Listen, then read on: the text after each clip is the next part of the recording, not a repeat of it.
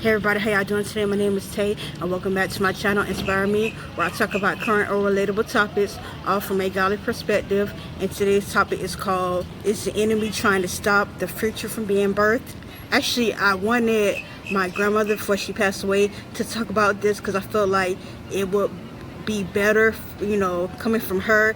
She's the one who actually told me this, and when I heard it, I was like, wow, like that is so powerful. And then of course, I gotta look at everything from a godly perspective. So I wanted her to speak about this, during that time she was living, but she never got to it. So I feel like this testimony has to be spoken of, has to be relayed. It's very powerful. When I heard it, it was very powerful. She advised, okay, it was her mother at that time. It's her mother, and she had another sibling. So at the time, it was just her sibling. They're the oldest, and then the mother was pregnant with her. The mother didn't know she was pregnant with her. So that was my great grandma, if I'm not mistaken. So like I said, she had an older sibling. She already had her. At the time, I think she was like 1.5 or something, and then she was pregnant with my great grandmother. She didn't know she was pregnant. So at the time of delivery, that's when she found out she was pregnant with my great grandmother. She ended up passing away during childbirth. Now at the time, my great grandmother, she was very premature, and back in those times, like how a baby could be premature right now and they can go to the NICU and they can still survive. But during those times, they didn't have all the technology then. So pretty much, if you was a premature person, didn't have all the technology, so the baby most likely didn't live. So it was to the point where my great grandmother, she was very premature, and the doctor was like, you might as well put her in the casket along with her mother, because like I told you, her mother had passed away during childbirth. So they was like, you might as well put this baby right with her mother, because she's not gonna make it. And another relative of mine, I think she was a cousin, it was an older cousin or something, and it was like, I'll take care of the baby, I'll get the baby, and I'll nourish her, and I'll grow her up so she can be big and strong. And lo and behold, she did that.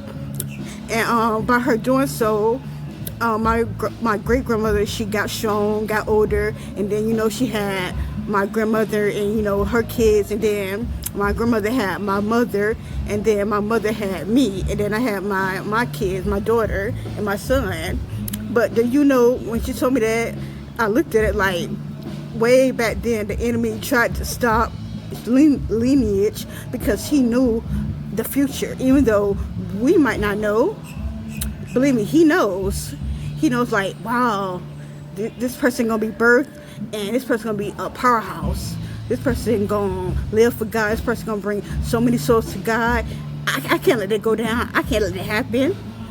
I gotta nip that in the bud. I gotta stop that. And like I said, they wanted to pretty much bury my great grandmother along with her mother, but a relative said, no, I'll take care of the baby. And lo and behold, she did so. So you already know that my grandmother was a powerhouse, during the time she was living.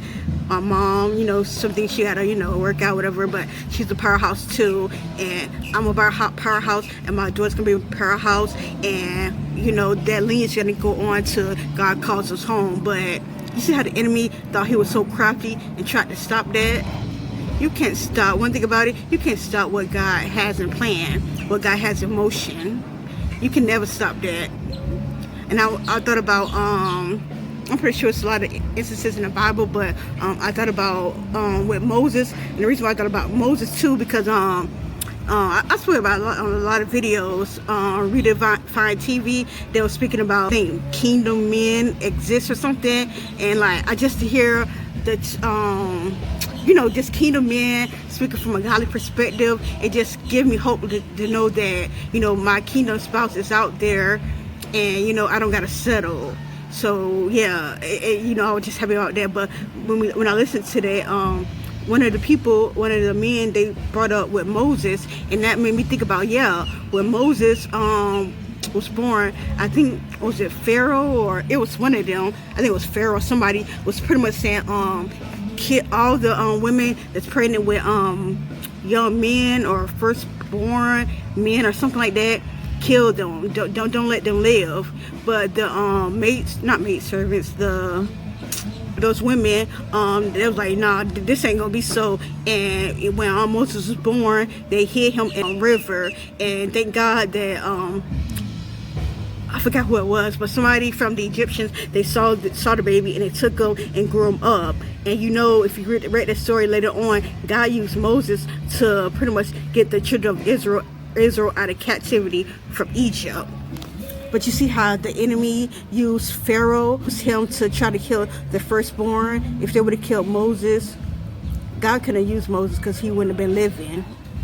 You see how the enemy try to do? When he knows your future, when he knows that God's going to use you, he would try to take you out of here. But God has a purpose and a plan for everything that you go through. When the enemy knows what lies ahead, believe me, he would try to cut off that lineage. And like I said, if he would have cut it off way back then, it started way back to my great grandmother, I wouldn't have been here. And that's what the enemy wants. He knows how God, and mightily God, will use you, and how you will bring so many people and all this and that. And he tries to stop that, but the devil is a liar. And I plead the blood of Jesus against that.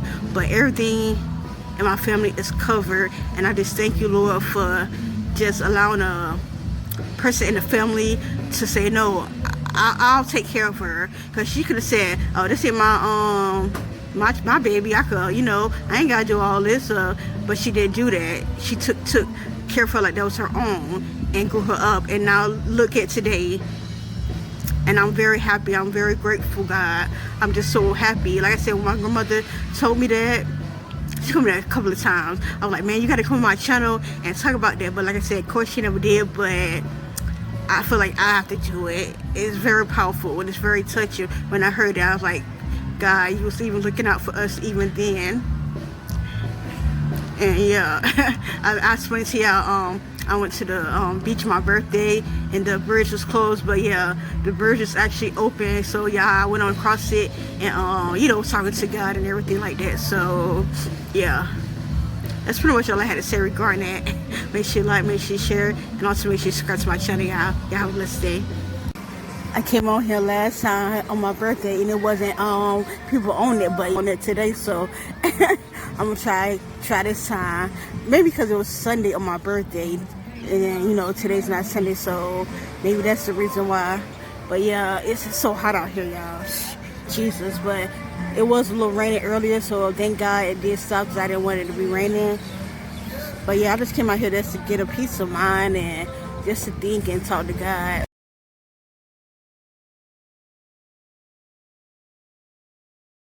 Bridge, this it right here, so I'm gonna walk down it a little further. It ain't as high as I thought it would be. Thought I was gonna be a little scared, but I'm good. It ain't as high as I thought it would be. You see people walking on it, so hey, I'm gonna walk on there a little further. I walked on it so far from here. It wasn't that far, but yeah, I'm about to walk on there a little bit further if the Lord's will. Okay, yeah, I finally made it to the end of the, what you call that thing, the bridge. Yeah. I'm trying to figure out if that's sun or from the water. Oh, it could be from my thing, but yeah. It's nice. It ain't as high as I thought it would be, but it is what it is. But it feels good to get out and just get some air and just talk to God, because I really need it. Like me, I like to go to the beach really at nighttime. Not as much people and it's more cooler, so I don't like the sun. Even though you can get in the water, I don't too much like beach water as far as like to get all the way in the water like that, unless it's like the pool or But anyways, but just wanted to get out, and then it's free. Then it's just getting out, getting some air, and just talking to God about different things that I'm going through and how I feel. So yeah, that's about it. I'll probably be over here for a minute, sitting down, relaxing, Lord's will.